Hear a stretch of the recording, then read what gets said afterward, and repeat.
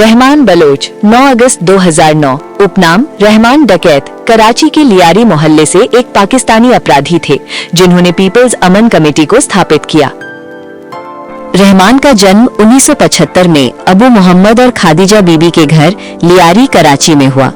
उसके पिता अबू मोहम्मद और चाचा शेरू 1960 के दशक से ही ड्रग तस्करी में शामिल थे। उनके परिवार की प्रतिद्वंद्विता स्थानीय अपराधियों से रही, विशेषकर काला नाग से, जिसकी बाद में पुलिस मुठभेड़ में मौत हुई। कहा जाता है कि रहमान ने कम उम्र से ही अपराध शुरू कर दिया था। रिपोर्ट्स के अनुसार मात्र 13 वर्ष की आयु में वो एक हत्या के मामले में शामिल था। 2001 में हाजी लल्लू की गिरफ्तारी के बाद रहमान लियारी आधारित गिरोह का मुखिया बना और उसने अपने प्रभाव को तेजी से फैलाया। रहमान डकैत कई गंभीर अपराधों में वांछित था, जिनमें शामिल थे हत्या और हत्या के प्रयास, ड्रग तस्करी, फिरौती वसूली, अपहरण, गैर कानूनी हथियार संचालन। पाकिस्तान पुलिस ने उसके सिर पर 50 लाख रुपए का इनाम घोषित किया था। लियारी में उसकी बढ़ती शक्ति ने उसे स्थानीय राजनीति, व्यापारिक क्षेत्रों और कुछ समय तक पीपल्स पार्टी के स्थानीय ढांचे में भी प्रभावशाली बना दिया। कई रिपोर्टों के अनुसार अमन कमेटी के कुछ हिस्से को राजनीतिक संरक्षण प्राप्त था, हालांकि पार्टी नेतृत्व इस संबंध से आधिकारिक रूप से इनकार करता रहा। जैसे जैसे वो बड़ा हुआ, हत्या, रंगदारी और ड्रग तस्करी उसकी पहचान बनते गए। 1990 के दशक में उसने अपने 2 ड्रग सप्लायरों नदीम अमीन और नन्नू की हत्या कर दी। 1998 में उसने सुलेमान बिरोही की हत्या की, जिससे उसकी पहचान कराची के सबसे खतरनाक गैंगस्टरों में हो गई। इसी बीच उसके चाचा की हत्या ने उसे और क्रूर बना दिया। रहमान की जिंदगी का सबसे चौंकाने वाला हिस्सा वो है जब उसने शक के आधार पर अपनी मां तक की हत्या कर दी।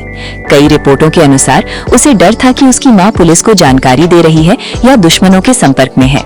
1997 में अदालत ले जाते समय वो पुलिस कस्टडी से फरार हो गया। इसके बाद उसने अपनी खुद की गैंग खड़ी की और हाजी लल्लू जैसे बड़े गैंगस्टरों के साथ रिश्ते बनाए।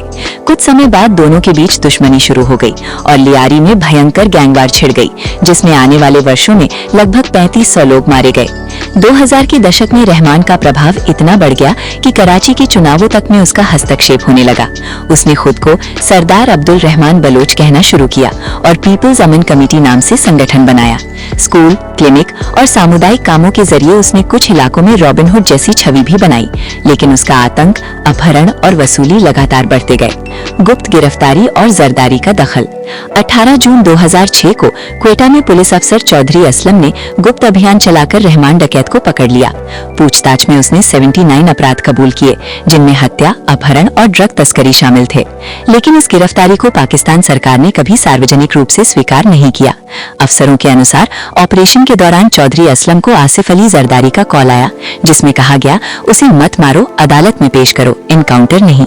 गिरफ्तारी छुपाई गई और रहमान को एक गुप्त स्थान पर रखा गया। फिल्मी अंदाज में रिहाई। 20 अगस्त 2006 को हथियारबंद लोग एक घर में घुसकर उसे छुड़ा ले गए। रहमान ने दावा किया कि उसने पैसा देकर खुद को छुड़ाया है। उसके भागने के बाद कराची में फिर अपराध और हिंसा बढ़ गई। जैसे जैसे वो बड़ा हुआ, हत्या, रंगदारी और ड्रग तस्करी उसकी पहचान बनते गए। 1990 के दशक में उसने अपने 2 ड्रग सप्लायरों नदीम अमीन और नन्नू की हत्या कर दी। 1998 में उसने सुलेमान बिरोही की हत्या की, जिससे उसकी पहचान कराची के सबसे खतरनाक गैंगस्टरों में हो गई।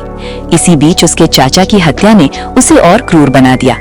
रहमान की जिंदगी का सबसे चौंकाने वाला हिस्सा वो है जब उसने शक के आधार पर अपनी मां तक की हत्या कर दी। कई रिपोर्टों के अनुसार उसे डर था कि उसकी मां पुलिस को जानकारी दे रही है या दुश्मनों के संपर्क में है। 1997 में अदालत ले जाते समय वो पुलिस कस्टडी से फरार हो गया। इसके बाद उसने अपनी खुद की गैंग खड़ी की और हाजी लल्लू जैसे बड़े गैंगस्टरों के साथ रिश्ते बनाए। कुछ समय बाद दोनों के बीच दुश्मनी शुरू हो गई और लियारी में भयंकर गैंगवार छिड़ गई, जिसमें आने वाले वर्षों में लगभग 3500 लोग मारे गए।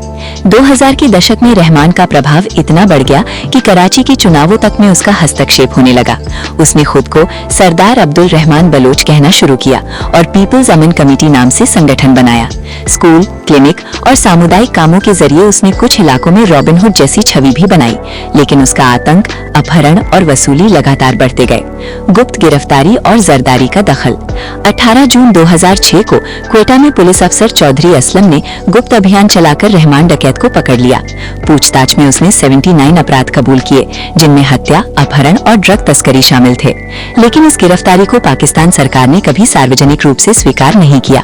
अफसरों के अनुसार ऑपरेशन के दौरान चौधरी असलम को आसिफ अली जरदारी का कॉल आया, जिसमें कहा गया उसे मत मारो, अदालत में पेश करो, एनकाउंटर नहीं। गिरफ्तारी छुपाई गई और रहमान को एक गुप्त स्थान पर रखा गया। फिल्मी अंदाज में रिहाई। 20 अगस्त 2006 को हथियारबंद लोग एक घर में घुसकर उसे छुड़ा ले गए। रहमान ने दावा किया कि उसने पैसा देकर खुद को छुड़ाया है। उसके भागने के बाद कराची में फिर अपराध और हिंसा बढ़ गई।